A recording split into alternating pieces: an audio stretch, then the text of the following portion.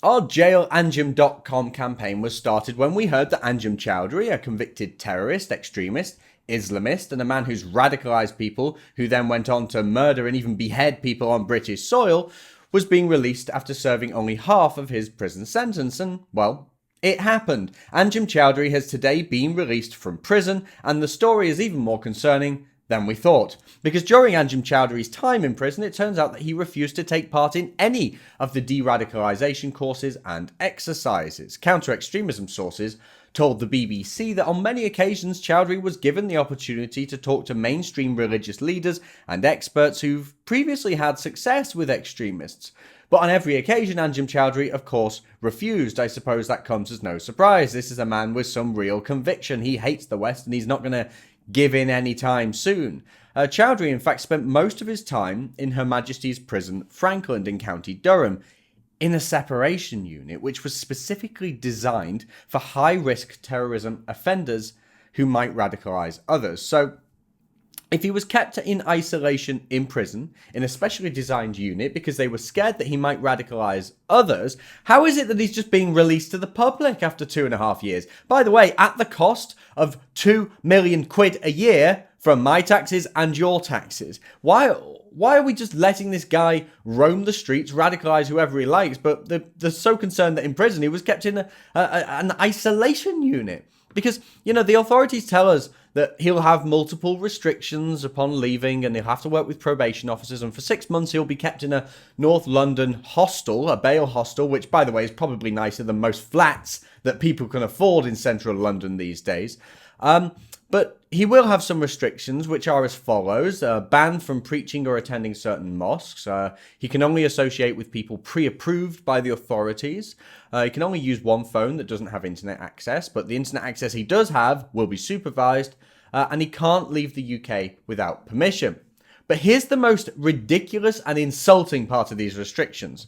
He won't be able to leave London. Now, here's the thing. London, our capital city, where he's done most of his preaching, or a lot of his preaching and radicalising, is home to radical mosques and extremists, is where his own followers have gone out and committed terrorist atrocities, will be his home that he can't leave. If anything, I don't want Anjem Choudary in London. I don't want him to be barred from leaving. This is absolute insanity. This man is dangerous, and we know he is. Even Theresa May knows he is, because no doubt that's why she sounded so terrified during a press conference yesterday, which was meant to be about the EU, when someone asked her about Anjem Choudary and her voice started breaking. She sounded terrified, and rightly so, and she didn't really give us much of an answer either. But John Woodcock, a member of the Home Affairs Select Committee, rightly tweeted that the release of Choudary was wrong, crazy, and puts the public in danger.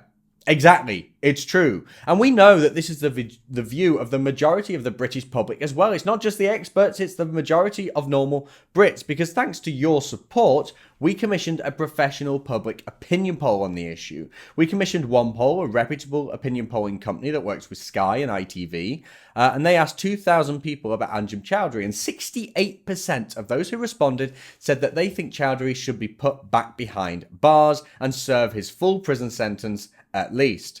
But 12%, amazingly, also said that he should be released, but we already know that there's a vocal minority in the UK of far-left and Islamist extremists who are happy to see men like Choudary go unpunished. So the British people want him locked up. High-ranking officials recognise that he's a threat. Theresa May sounds terrified of the man, and rightly so, but the government's doing nothing about it. Nothing. That's why we must do something, and I've already delivered a petition that more than 11,000 of you signed and handed it straight into Downing Street. In fact, I went straight up to Downing Street's number 10 door, knocked on the door and gave it straight into the government. And the Prime Minister will have seen that along with our poll results, but I want to keep on pressuring her. I don't think this is the end of our campaign, because now that Anjem Choudary has been released, I think we've got to step up our game on this. I would still like to see if we can raise enough funds to get a billboard in central London. It's not the easiest thing to do, but I'm sure we can do it. And I'd like to get it as close to Parliament as possible. A massive Jail Anjem billboard that simply says Jail Anjem, that the politicians will see every single day. I wonder if you could help me do that. Please join our campaign at jailanjem.com, share the website and petition far and wide to all your friends and family, and consider chipping in whatever you can afford. If we can get this huge billboard up in London, then it really kicks this Jail Anjem campaign off and really tells the politicians exactly what we think. If we can raise the funds, I'll get that billboard up in London. And we'll call on the government to jail Anjem, as well as all his extremist mates who have been released as well. We must keep our streets safe and we must keep pressuring our government.